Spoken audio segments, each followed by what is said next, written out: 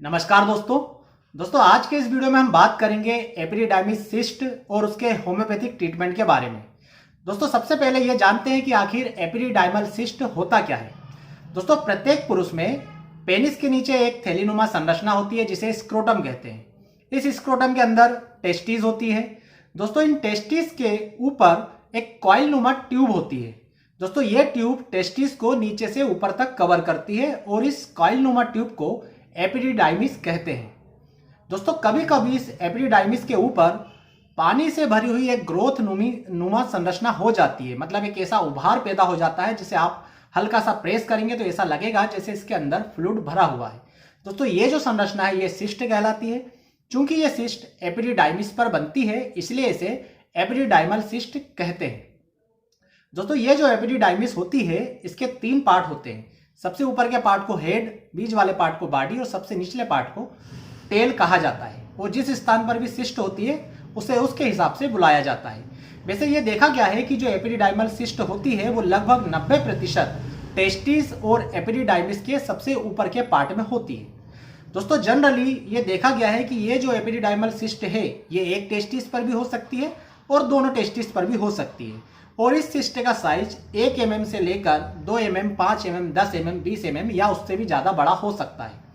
दोस्तों ये जो एपिडिडाइमिस होती है इसका काम होता है टेस्टिस में बनने वाले स्पर्म को स्टोर करना और उसे आगे की तरफ ट्रांसपोर्ट करना। इसके आगे जो स्पर्मेटिक कार्ड होती है, वास डिफरेंस होती है, वहां तक भेजना। दोस्तों जब इस एपिडिडाइमल सिस्ट का साइज बहुत ज़्यादा बढ़ जाता है तब ये एपिडिडाइमिस को पूरी तरह से रोक लेती है, पूरी तरह से ब्लॉक कर देती है, जिसके कारण स्पर्म आगे की तरफ नहीं बढ़ पाते और जिसके रिजल्ट में जिस भी मरीज को बड़े साइज की एपिडिडाइमल सिस्ट होती है उसमें बच्चा पैदा ना करने की जो अक्षमता होती है वो धीरे धीरे पैदा हो जाती है। दोस्तों देखते हैं कि आखिर एपिडिडाइमल सिस्ट के क्या क्या सिम्टम्स मरीज में देखने को मिलते हैं। दोस्तों जनरली यदि इस सिस्ट का साइज छोटा है तो मरीज को किसी प्रकार की कोई परेशानी नहीं होती, ना ही उसे पता चलता है कि मुझे इस प्रकार की कोई समस्या है। परंतु जैसे जैसे इस सिस्ट का साइज बड़ा होता जाता है मरीज को धीरे धीरे परेशानियां पैदा होना शुरू हो जाती है।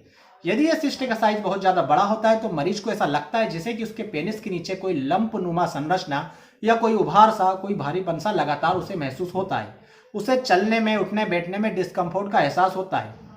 यदि यह सिस्ट किसी प्रकार के इन्फेक्शन के कारण डेवलप हुई है तो उसे लगातार दर्द की भी अनुभूति होती है। दोस्तों जब सिस्ट का साइज बहुत ज़्यादा बड़ा हो जाता है उसके अनुपात में मरीज की जो डिस्कम्फर्टनेस है, जो मरीज को ठीक नहीं लगना है, वो धीरे धीरे उसके हिसाब से बढ़ता जाता है।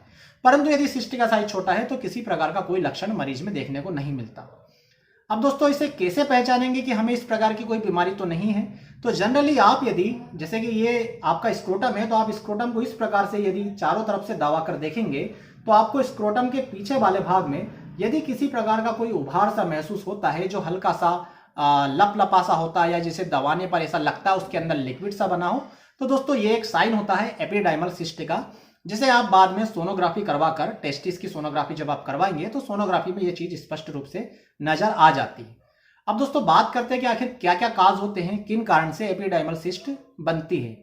दोस्तों मेडिकली ऐसा कोई भी रीजन नहीं मिला है जिसे कहा जाए कि इस कारण से एपिडिडाइमल सिस्ट का निर्माण होता है, परंतु कुछ अननोन काज है। मेडिकल ऐसा मानती है कि इसके कारण एपिडिडाइमल सिस्ट बनी है, ऐसा हो सकता है। तो जनरली दोस्तों यूरिनरी ट्रैक्ट का इंफेक्शन यदि किसी व्यक्ति को बार बार हो रहा है तो उसके कारण एपिडिडाइमल सिस्ट का निर्माण हो सकता है। दूसरी बात दोस्तों, यदि किसी व्यक्ति को टेस्टिस में इंफेक्शन होता है तो उसके कारण भी एपिडिडाइमल सिस्ट का निर्माण हो सकता है। यदि कोई व्यक्ति ट्यूबरकुलोसिस से परेशान है तो ट्यूबरकुलोसिस के कारण भी वहां पर सिस्ट बन सकती है। या दोस्तों यदि किसी व्यक्ति को टेस्टिस में बार बार चोट लगती है, टेस्टिस की इंजुरी बार बार रिटर्न होती है, उसके कारण भी एपिडिडाइमल सिस्ट का निर्माण हो सकता है। अब दोस्तों बात करते हैं इसके ट्रीटमेंट की, तो जनरली सर्जरी में सिस्ट को काट करके बाहर निकाल दिया जाता है। परंतु ये देखा गया है कि जिन लोगों में भी सर्जरी हुई है और एपिडिडाइमल सिस्ट को निकाला गया है उनमें कुछ समय के बाद ये सिस्ट फिर से बन जाती है, क्योंकि ये जो प्रवृत्ति है सिस्ट बनने की ये ठीक नहीं हो पाती। और दोस्तों होम्योपैथिक ट्रीटमेंट में ऐसा देखा गया है कि एपिडिडाइमल सिस्ट की जब होम्योपैथिक दवाएं देते हैं तो कुछ समय तक लगातार लेने के बाद काफी हद तक एपिडिडाइमल सिस्ट रिवर्स हो जाती है और नई सिस्ट बनना भी पूरी तरह से बंद हो जाती है। ऐसे बहुत से केस मिलेंगे जहां पर सिस्ट को पूरी तरह से केवल होम्योपैथिक दवाओं की सहायता से ही पूरी तरह से डिसॉल्व कर दिया गया है। दोस्तों इसके लिए कुछ बहुत ही अच्छी होम्योपैथिक दवाइयां होती है, जिसमें सबसे पहली और सबसे मुख्य दवा है थूजा 200। दोस्तों थूजा यदि किसी व्यक्ति के शरीर में इस प्रकार की प्रवृत्ति होती है कि उसके शरीर में बार बार कहीं पर ग्रोथ हो रही हो, कहीं पर बार बार ट्यूमर्स, गठान, सिस्ट जैसी बन रही हो, तो वहां पर थूजा दवा से शुरुआत करते हैं। थूजा 200 पोटेंसी में सुबह शाम 4-4 बूंद देने से इस प्रकार की सिस्ट डिजॉल्व हो जाती है। दोस्तों दूसरी एपिडिडाइमल सिस्ट की मुख्य मेडिसिन है एपिसमेल। यदि दोस्तों राइट साइड की टेस्टिस के ऊपर सिस्ट डेवलप हो जाती है, वहां पर एपिडाइमल सिस्ट बन जाती है और इसमें लगातार चुभने जैसा और जलन जैसा दर्द बना रहता है। इसके अलावा आप जब भी ठंडे पानी से आपके स्क्रोटम को धोते हैं तब वहां पर आपको कुछ आपके हेवीनेस में कुछ आराम लगता है, तो वहां पर एपिसमेल 30 पोटेंसी में सुबह दोपहर शाम 4-4 बूंद लेने से इस प्रकार की सिस्ट डिजॉल्व हो जाती है। इसके अलावा दोस्तों रोडोडेंड्रॉन भी इसके लिए बहुत ही अच्छी दवा है। यदि कोई व्यक्ति को बहुत ज्यादा पेन होता है, बहुत ज्यादा टेंडरनेस बनी रहती है, स्क्रोटम को हल्का सा टच भी करते हैं तो वहां पर उसे तुरंत दर्द होना शुरू हो जाता है। खासकर जब भी व्यक्ति बैठता है दर्द बढ़ जाता है, जब व्यक्ति चलता है घूमता है दर्द कम हो जाता है। ऐसी कंडीशन में रोडोडेंड्रॉन 30 पोटेंसी में 4-4 बूंदें सुबह दोपहर शाम दी जाती है इस प्रकार की सिस्ट को डिजॉल्व करने के लिए। इसके अलावा भी दोस्तों होम्योपैथी में बहुत सारी दवाएं हैं जो सिस्ट को लक्षण अनुसार यदि आप देंगे तो डिजॉल्व कर सकती है, जिनमें मुख्य दवाएं हैं जैसे कि कोनियम में 30 पोटेंसी में 4-4 बूंदें सिस्ट को डिजॉल्व करने में बहुत महत्वपूर्ण भूमिका निभाती है, या कैलकेरिया फ्लोर 6x पोटेंसी में आप यदि 4-4 गोली सुबह दोपहर शाम लेते हैं तो ये भी सिस्ट को, ट्यूमर्स को, गठान को डिजॉल्व करने का काम करती है। इसके अलावा साइलिसिया 6x पोटेंसी में 4-4 गोली सुबह दोपहर शाम लेते हैं तो ये भी शरीर में किसी भी प्रकार की यदि ग्रोथ हो रही हो उसे काट कर पीट कर शरीर से बाहर निकालने का काम करती है। दोस्तों यदि शरीर में यूरिनरी ट्रैक्ट का इन्फेक्शन हुआ है और उस इन्फेक्शन के कारण सिस्ट बनी है, क्लेमेटिस इरेक्टा 200 पोटेंसी में 4-4 बूंदे सुबह शाम देते हैं तो इस प्रकार के सिस्ट को डिजॉल्व करने में काफी मदद मिलती है। खासकर मरीज से आप यदि सिम्टम पूछेंगे तो मरीज ये कहेगा कि जब भी वो बाथरूम करता है उसे बहुत ज्यादा जलन होती है, बाथरूम खुलकर नहीं आती और कभी कभी ऐसा लगता है जैसे 2 धार वाली बाथरूम बाहर निकल रही है। दोस्तों मेडोराइनम भी इसके लिए एक बहुत ही अच्छी दवा है और टेरेंटुला भी इसके लिए एपिडाइमल सिस्ट के लिए एक बहुत ही ज्यादा स्पेसिफिक मेडिसिन है। तो इस प्रकार से आप देखेंगे तो लक्षणों के हिसाब से अलग अलग होम्योपैथिक मेडिसिन है जो आप अपने होम्योपैथिक डॉक्टर से मिलकर आपके लिए जो सबसे बेहतर मेडिसिन होगी उसका चयन कर सकते हैं। दोस्तों यदि आप हमसे आपकी एपिडिडाइमल सिस्ट का ट्रीटमेंट लेना चाहें तो आप नीचे दिए गए व्हाट्सएप नंबर पर हमसे कांटेक्ट कर सकते हैं। ये एक पेड सर्विस है जिसमें आपको कंसल्टेशन के लिए कुछ फीस पेड करना पड़ती है।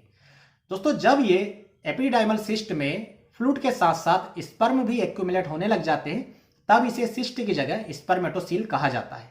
दोस्तों यदि यही सिस्ट आगे जाकर हार्ड हो जाती है, साइज में बहुत ज्यादा बढ़ जाती है, तब इसे ट्यूमर कहा जाता है। वैसा देखा जाए तो एपिडाइमल सिस्ट में किसी भी प्रकार की कोई कैंसरस ग्रोथ नहीं होती, इसलिए इसमें कोई डरने की आवश्यकता नहीं होती। केवल यदि ये साइज में बढ़ जाती है तो आपके एपिडाइमिस को पूरी तरह से ब्लॉक कर सकती है, जिसके कारण स्पर्म आगे नहीं जाते और आपकी प्रजनन क्षमता प्रभावित होती है। आप जो है बच्चा पैदा करने में अक्षम हो सकते हैं। तो दोस्तों ये था पूरा वीडियो एपिडाइमल सिस्ट और उसके होम्योपैथिक ट्रीटमेंट के बारे में। वीडियो यदि पसंद आए तो प्लीज वीडियो को लाइक करें, चैनल को सब्सक्राइब करें। आप सभी का बहुत बहुत धन्यवाद। जय हिंद, वंदे मातरम।